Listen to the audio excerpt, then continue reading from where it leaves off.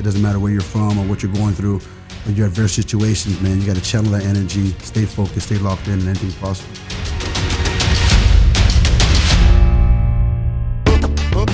Bullseye View.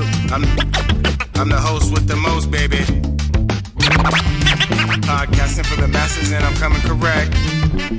Right now, I got my guy, Stephen Tulloch, man. It's great to have Stephen here in the studio, man. I remember when Stephen was a rookie coming in out of NC State, 4th round pick, 2006. I want to give you a shout out, man, because you're the reason why they call me Tully.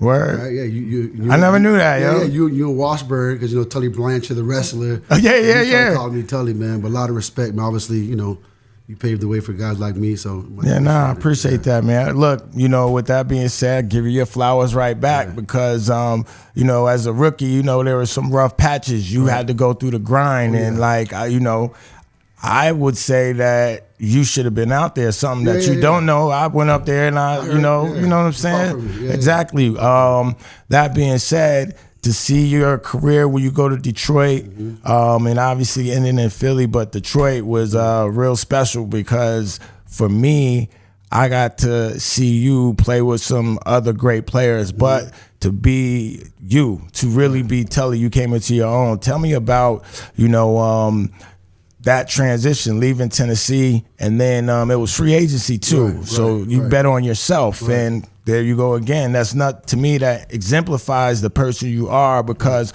undersized linebacker. I remember asking you what other positions you played because all I only played was linebacker.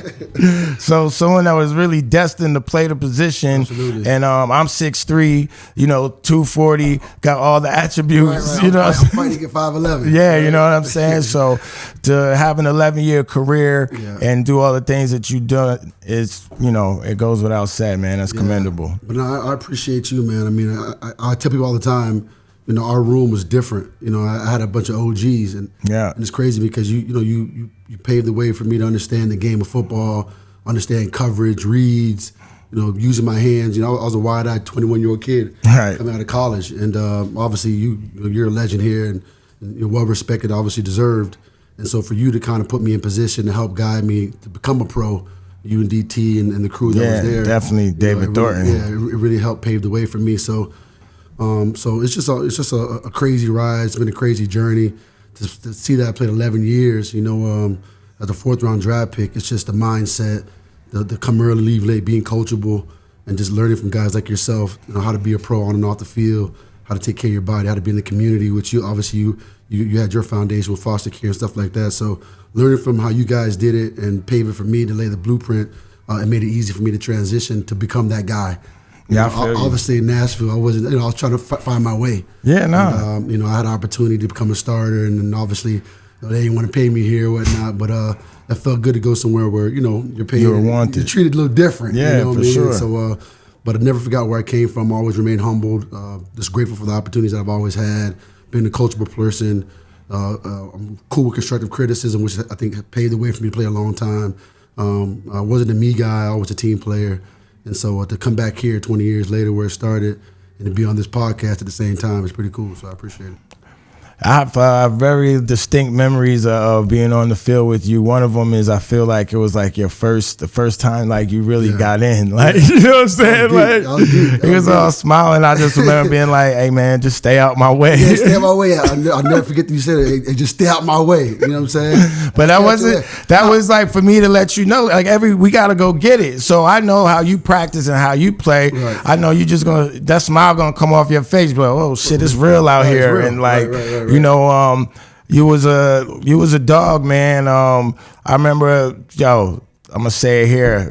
Used to own Maurice Jones-Drew, boy.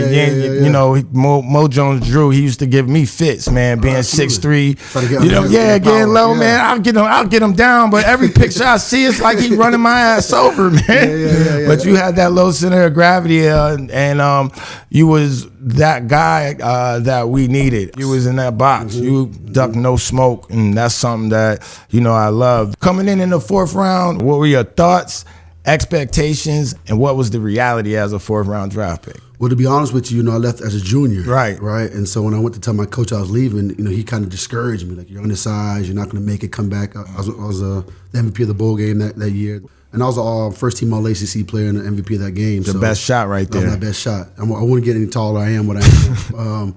But just leaving school and going to the combine and then getting drafted, not knowing if I would get drafted.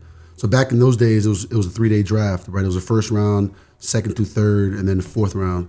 So obviously I got drafted in the fourth round. So just coming here, man, you're hearing that phone call when Fisher called me at the time. We had Floyd Reese, God bless him, called me and introduced me to the team. It was like a surreal moment for me. Man, just to be able to make that first cut and to be able to make the team that first year was amazing for me. But I'll never forget my opening game of the season. We played the Jets that year, and I olayed a block. You probably remember. Yeah. I olayed a block, and I'll never forget Coach Fisher had the big screen up saying, "Tulloch, if you ever do this year, I'm kicking your ass off the team." And David Thorpe came with, "Hey, young boy, man, I don't ever put that on film again." And that was kind of the turning moment. Right. Like, this is real. But all those experiences paved the way for my understanding of the game and understanding adversity, how to handle adversity, and how to become a pro. When you first got here, it wasn't instant success. Right. Then we had 10-0. Right. Then the next year we started 0-6, and then we was on another grind. So I say all that to take us to Detroit. Before you go there, so our defensive coordinator here was Jim Schwartz from here, and then you free agency. Schwartz is the head coach in Detroit. Exactly. Right. How was it playing for Schwartz as a defensive coordinator, and how was he different as a head coach? Well, we know Schwartz. Yeah. Right. We know Schwartz. But I think he understood the culture, what he was trying to do in Detroit. And bringing Kyle over, obviously, was the staple for what he wanted to do, right? Kyle's going to run to the ball. He's going to be accountable. He's going to hold people accountable. So Kyle Vanderbosch. Yeah, Kyle Vanderbosch, right? So bring him over, and then bringing guys like myself and other guys over there, he knew what he wanted to create. And I think he did a good job with the limited resources that he had to be able to do so. Our first year in Detroit as a free agent, we went to the playoffs. Right. First time in over 10 years that the Lions have been to the playoffs. So, what was the mentality that, got y'all over that hump instantly almost? to be quite honest with you, I think everybody just bought in. I think we obviously we had Calvin Johnson, we had Matt Stafford, which is Hall of Fame talent, Hall of Fame right there. Right, and so I think having those guys on offense kind of stabilized us, but our defense was what held us down. Calvin Johnson, Matt Stafford.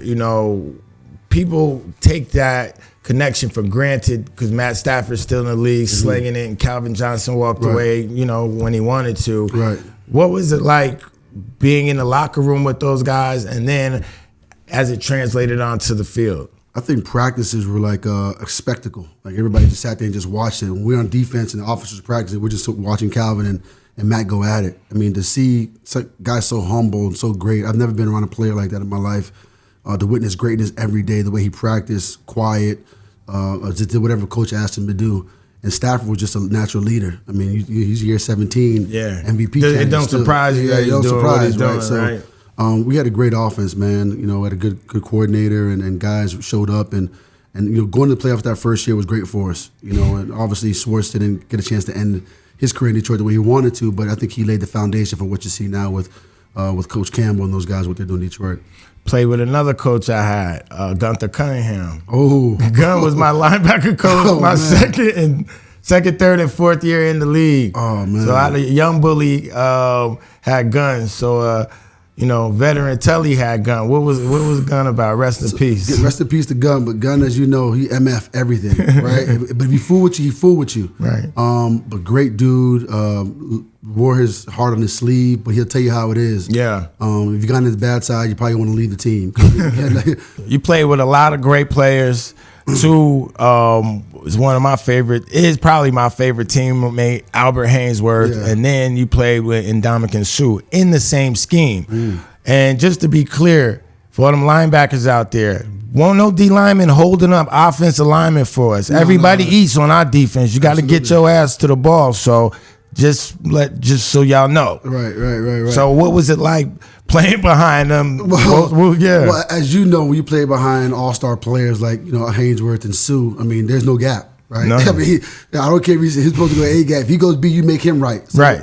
That's how it was in Detroit, right? That's how I used to do it here. It's easier to play like that, right? It's like, look. Yeah. I can't play peekaboo. Right. If you go in the A gap, stay your ass in the A gap. I'm gonna make you right all the time, baby. So that's how it is. So they're both the same kind of player, man. One of those players that you don't really see often on the D lineman, and Hall of Fame type talent. Obviously all pro talent. Well respected, those guys, and they helped make me a lot of money, to be honest with you. No man. doubt. They made you a lot of money too, right? All right, you're a Detroit Lion, but you always give respect to the Tennessee Titans because that's where you cut your cloth from. Right. What was your best season, most particularly the 2008 season, man? What do you remember most about that? Well, to be honest with you, I think out of my 11-year career, that's probably the best assembled team I've ever been a part of. Right, we're going 10-0, right? Yeah. We go play the Jets, and obviously Brett Favre on his way out, hand us our first loss. Yeah. But when you talk about a team, man, obviously we had CJ, which is one of the greatest running backs I've played with in any level. Mine too. That I ever played on. I remember the first game, man, preseason, man. It was the Rams. It was like shit just open and hit, boom. But we had obviously one of the best running backs. Because I remember, because in practice we like, man, where's the speed? Yeah, where's the speed? What's up? What's up? He got the ball. We're like, man. We had a great team. We had a first round bye. I mean, it was like we were riding high. So you grew up in Miami. I had Samari Roll on a few episodes ago. What's your take on Florida football? Is it the best? I asked him the same question, and he says, I don't hear your answer first. I think, Florida for sure, I think by far is the best football. I mean, we're year-round. The weather's always good, right? There's no off-season. The greatest talented athletes come out of Florida. I think when it comes to quarterbacks and other positions, you have California and Texas, but bar none, I think Florida for skill positions is by far the best. I mean, the majority of the Hall of Famers that come out of Florida are, as you know, a lot of them. So that's just my question. I won't give a breakdown, but definitely I think Florida is the mecca for football for sure. You played against Frank Gore, future Hall of Famer. Anybody else that you competed against coming out of? Well, obviously, man, Frank Gore, Willis McGahee, those guys, man. He played against. Did you get recruited by any Florida schools? Miami offered me a scholarship. Florida offered me a scholarship, but you know what they said when they gave it to me? I was too small, so they took it back from me. Damn. Ohio State, they all, the eyeball test, so it's good on film when they see you face to face. He's undersized. So Coach Chuck Amato gave me the opportunity to go to NC State. And I didn't start my first year, but my sophomore year I got into it. Did that fuck with you at all? Like for them people to be like, nah, yo, you too little. But I think having a chip on our shoulders always. I think that's what made me and you both kind of go right. Where you grew up and how you grew up, how I grew up. People tell me we wouldn't do anything. Seeing our conditions of our family, the mindset. You know what I'm saying? As long as I believed in myself, that's all that mattered. So all I needed was an opportunity. Yeah. You play with that pain every day, right? You play with that mindset, like I got to take care of my family. So I don't care how tall I am, that heart, you can't stop it. You can't measure the heart. No doubt. So you're going through a wall, you know what I'm saying? So that's kind of the mindset. I just needed an opportunity, and Coach Chuck Amato gave that to me. For the record, I will say Tully came in the league smacking shit. Yeah, he might not have known where the fuck to go, but he came in smacking shit. I'll play rap ball. I gotta get it. Yo, once you got it down, obviously you got it down. Yeah. So your parents are from Jamaica. Right. You take a lot of pride, in your Jamaican heritage. Absolutely. You built a school out there. Hurricane Melissa just came through. Is there any relief that you're doing that we can let the people know about that they could be a part of? Yeah, I appreciate you bringing that up. Yeah, so obviously I am Jamaican, like you mentioned. Built a school for my mom in her hometown in 2017 for about 180 kids that didn't have school, the age 3 to 7 years old. Nice. Hurricane Melissa devastated the country, as you know. So I went ahead with my foundation, Stephen Tulloch Foundation, and Circle House Coffee, taking donations. We bought a 20-foot container that's literally at my parking lot in downtown Fort Lauderdale. We're going to fill it up with a bunch of generators, food, hygiene products, and stuff like that. If you go to tulloch55.com, you'll be able to find more information on that, or circlehousecoffe.com. We're taking donations, drop off at our patio, 6:30 to 3 o'clock every day. But I'll be flying down to Jamaica here in the next couple of weeks to meet the container down there to make sure everybody gets what they need to get. So whatever we can do, whether it's $1, $2, it all adds up. We're able to help people in need. Any donations, small or large, canned goods, non-perishable items, we'll be grateful for to help these people in need. Stephen Tulloch is the founder, creator, owner, manager of Circle House Coffee down in Fort Lauderdale. Anytime I touch down, I definitely go through and get me some type of latte or tea or something like that. If you're in the Fort Lauderdale area, you should Google it and check it out. It's you can spend the day there, really. If you need an office, we got TVs, all that stuff. Yeah.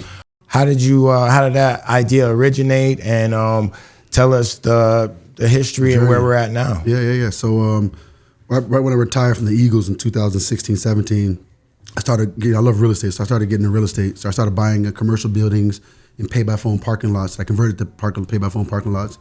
But then I had a crazy idea of converting a 3-story building that I bought in downtown Fort Lauderdale, which was zone RACUV, which is zone for drive-through. I didn't know when I bought it was zone, but found out there was zone for a drive-through. Drive-throughs are killing it right now in the coffee game. Yeah. So I gutted out the walls, took all the plumbing out, created a drive-through window on the side. The parking lot turned it into a patio with a drive-through, everything digital. And I went to coffee school. Went to a school called Seattle Barista Academy and learned coffee for a while.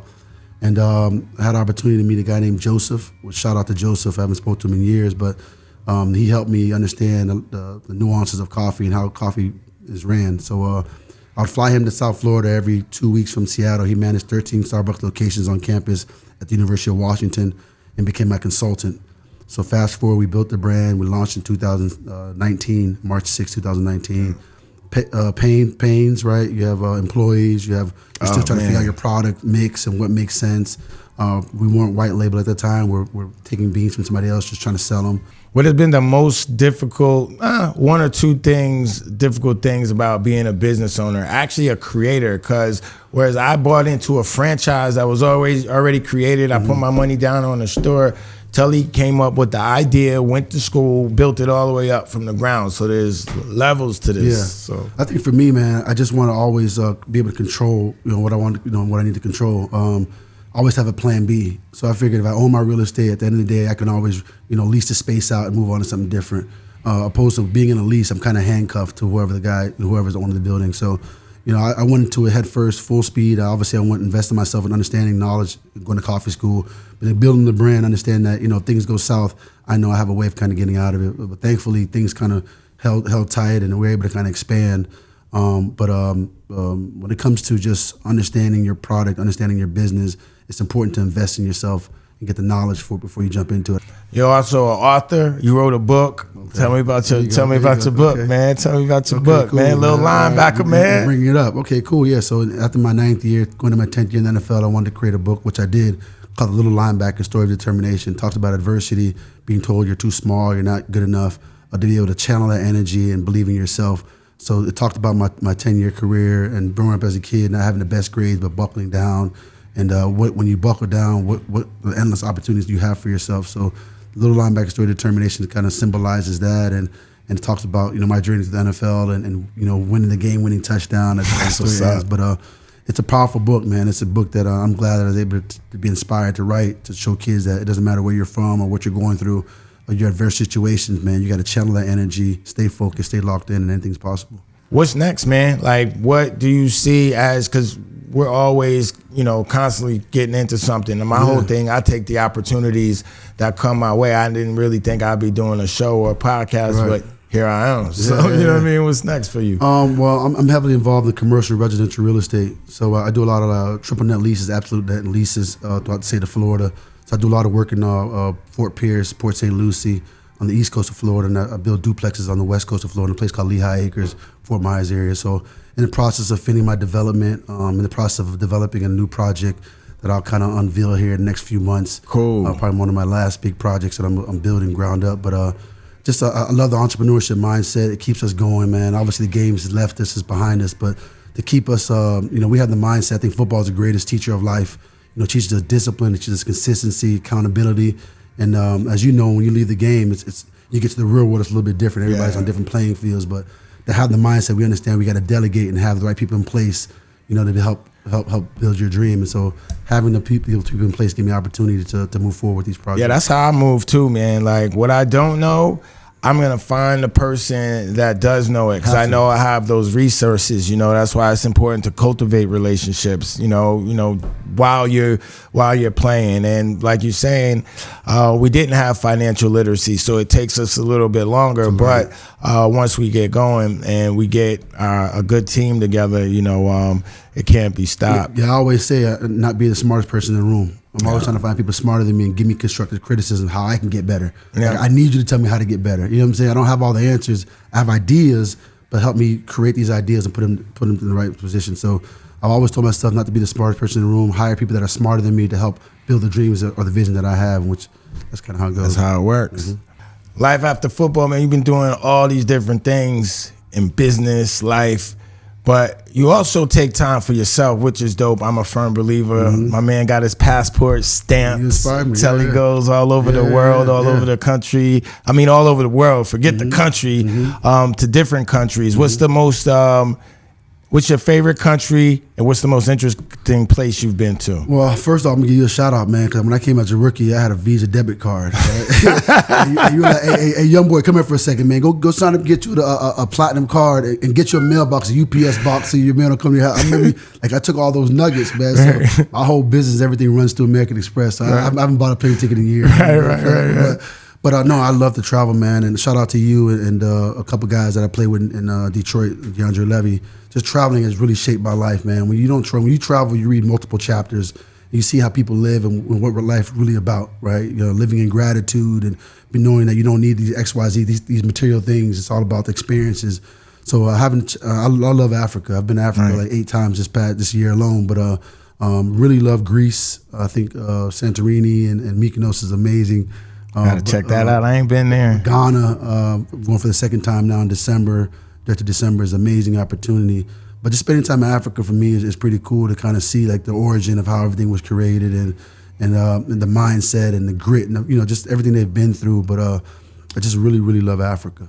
I love to travel, man, just because, like you say, man, you're out of your element and you have to adjust. You have to adapt. And most Americans, when they travel, they'll be like, oh, it's not like America. No shit. Like dumbass, you ain't in America. Hey, I add one more to that, man. Portugal. Yeah, I went there too. Lisbon, Porto.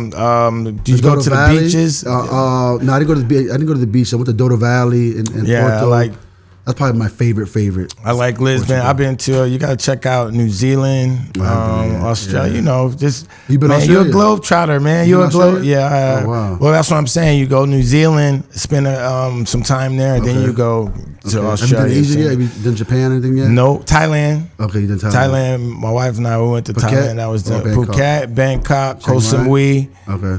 We didn't make it Chiang Mai. Okay. So yeah, man, travel game. Yeah. Okay. Hell yeah. I recommend that. How long did you go for? 12 days. Okay. 12 days. It's once the most expensive thing to do is getting there. Once you're there, everything's cheap. What? Wow. Okay. Cool. All right, Tully, I just created, I should say we just, because my man Nas, I don't know what his title is this week, but this new segment called 3 and Out. So 3 quick questions, just get your answer. All right. Who is the toughest running back that you had to go against? Well, I got 2 for it's hard to get one. It's hard to get one, but I would say as a rookie, playing against Tiki Barber and Brandon Jacobs. Shit.